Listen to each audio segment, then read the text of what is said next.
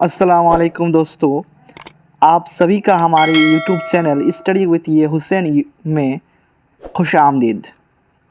दोस्तों, आज हम क्लास 10th के उर्दू के सेकंड चैप्टर भाभी जान के सवालात को देखेंगे। इसमें मुख्तसर तरीन सवालात, मुख्तसर सवालात और तवील सवालात को भी हम इसमें डिटेल्स के साथ समझवाएंगे। तो पहले शुरू करते हैं। भाभी जान सोहेल अज़ीम आबादी का एक मशहूर व मारूफ अफसाना है। इसका मरकज़ी किरदार रुक़ैया भाभी है। तो इसके मुख्तसर तरीन सवालात में चलते हैं। इसके पहला मुख्तसर तरीन सवालात है, सोहेल अज़ीम आबादी कहाँ पैदा हुए थे? तो इसका जवाब, सोहेल अज़ीम आबादी पटना में पैदा हुए थे। अगली सवाल पर जाएंगे। अगली सवाल है, सोहेल अज़ीम आबादी के बचपन का नाम क्या था? इसके जवाब, सोहेल अज़ीम आबादी के बचपन का नाम सैयद मुजीबुर रहमान था। अब यहाँ पर एक सवाल आता है कि जब उसके बचपन का नाम सैयद मुजीबुर रहमान है तो उसको सोहेल के नाम से क्यों मशहूर हुए?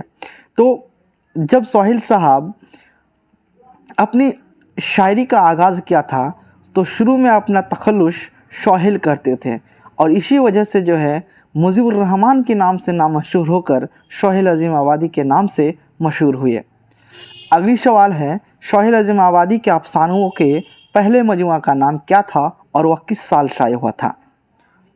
जवाब, सोहेल अज़ीम आबादी के पहले अफसानवी मजमुए का नाम था चार चेहरे। अगली सवाल, सोहेल अज़ीम आबादी की इब्तिदाई तालीम किस मदरसे में हुई थी? जवाब, सोहेल अज़ीम आबादी की इब्तिदाई तालीम उनके नानिहाल के मदरसे में हुई थी। अगली सवाल मुख्तसर सवालात हैं। मुख्तसर सवालात के पहला सवाल है, रुक़ैया भाभी के देवर का किरदार कहानी में पेश किया गया है, उसका नाम क्या है? अफसाना में रुक़ैया भाभी का एक देवर का किरदार है और उसका नाम है अख्तर। अगली सवाल, रुक़ैया भाभी के शोहर को बार बार क्यों जेल जाना पड़ता था? जवाब, रुक़ैया भाभी के शोहर को सियासत में शौक़ था। सियासत के शौक़ की वजह से रुक़ैया भाभी के शोहर को कई मुकदमे चल रहे थे। उसी की वजह से रुक़ैया भाभी के शोहर को बार बार जेल जाना पड़ता था। अगली सवाल, रुक़ैया भाभी किस लड़की की तालीम का खर्च खुद बर्दाश्त करती थी? जवाब, रुक़ैया भाभी शमी नाम के एक यतीम लड़की की तालीम का खर्च खुद बर्दाश्त करती थी, क्योंकि शमी के घर में कमाने वाला कोई नहीं था। उनके वालिदैन की इंतकाल हो चुकी थी। शमी के एक भाई था जो एमए के तालिब इल्म था। अगली सवाल, रुक़ैया भाभी को सोने की चूड़ियों को क्यों फरोख्त करवाना पड़ा था? जवाब, शमी नाम के यतीम लड़के का भाई के एमए का फीस अदा करने के लिए रुक़ैया भाभी को अपनी छोटी बेटी रेहाना के लिए बनवाई हुई सोने की चूड़ियों को फरोख्त करवाना पड़ा था। अगली सवाल, रुक़ैया भाभी को जब फुर्सत मिलती थी तो वह अपना शौक़ पूरा करने के लिए कौन सा काम करती थी? जवाब, रुक़ैया भाभी को जब फुर्सत मिलती थी तो वह अपना शौक़ पूरा करने के लिए नए लिखने वालों को ख़त लिखा करती थी और ये रुक़ैया भाभी का एक मशहूर मशगला था। अब अगली सवाल है तवील सवालात। पहली सवाल है, रुक़ैया भाभी का सरापा कम अज कम 10 जुमलों में तहरीर करें। जवाब, सोहेल अज़ीम आबादी का अफसाना भाभी जान का मरकज़ी किरदार रुक़ैया भाभी है। रुक़ैया भाभी के शोहर को सियासत में शौक़ की वजह से बार बार जेल जाना पड़ता था। रुक़ैया भाभी के 2 बच्चे थे। रुक़ैया भाभी अली ख़ानदान से ताल्लुक़ रखती थी। शादी से पहले रुक़ैया भाभी शान और शौकत की ज़िंदगी गुजार रही थी, लेकिन शादी के बाद रुक़ैया भाभी की ज़िंदगी ही बदल गई।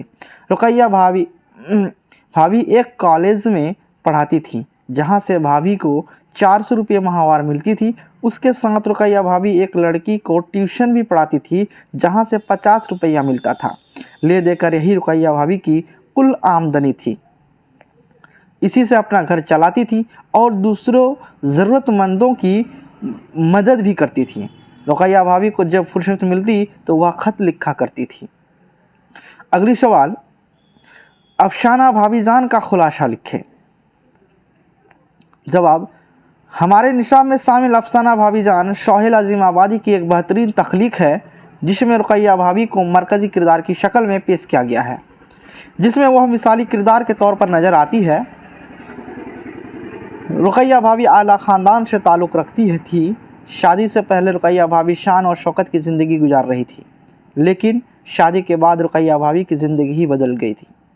रुकैया भाभी एक कॉलेज में पढ़ाती थी जहां भाई भी को 400 रुपये माहवार मिलती थी। उसके साथ रुकैया भाभी एक लड़की को ट्यूशन भी पढ़ाती थी जहां से 50 रुपया मिलता था। ले देकर रुकैया भाभी की कुल आमदनी यही थी। इसी से अपना घर चलाती थी और दूसरों ज़रूरतमंदों की मदद करती थी। रुकैया भाभी को जब फुर्सत मिलती तो वह खत लिखा करती थी। सुबह सुबह रुकैया भाभी उठकर बच्चों के लिए और ख़ुद के लिए नाश्ता तैयार करती, फिर खुद नहा धोकर तैयार होती, बच्चों को नहा धोकर नाश्ता करवा कर स्कूल भेजती और फिर खुद कॉलेज पढ़ाने जाती।